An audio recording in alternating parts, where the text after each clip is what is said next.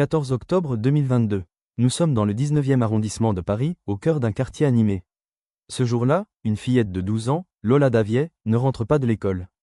Ses parents, gardiens d'immeuble, s'inquiètent immédiatement. Ils savent que leur fille est sérieuse, ponctuelle et qu'elle ne disparaît jamais sans prévenir. Quelques heures plus tard, l'impensable se produit. Le corps de Lola est découvert, enfermé dans une malle en plastique, dans la cour de l'immeuble familial. Le choc est immense. Le corps de l'enfant porte des marques de violence terribles.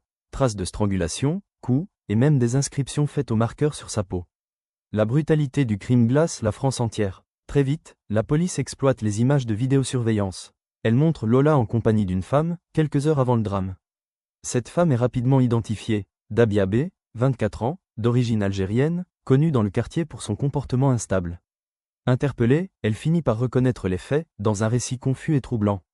Elle évoque une dispute familiale, des voix et des éléments incohérents. Pour les enquêteurs, il s'agit d'un crime d'une violence inouïe, sans mobile rationnel. Dabia B était en situation irrégulière sur le territoire français. Cette donnée provoque une onde de choc politique. Le meurtre de Lola devient immédiatement un sujet de débat national, sécurité, immigration, suivi des personnes instables.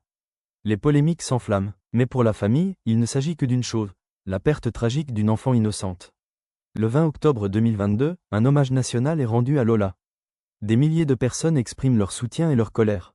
Son prénom devient un symbole, porté dans les médias, sur les réseaux sociaux, dans les rues. Dabia B est mise en examen pour meurtre sur mineur de moins de 15 ans avec acte de torture et de barbarie.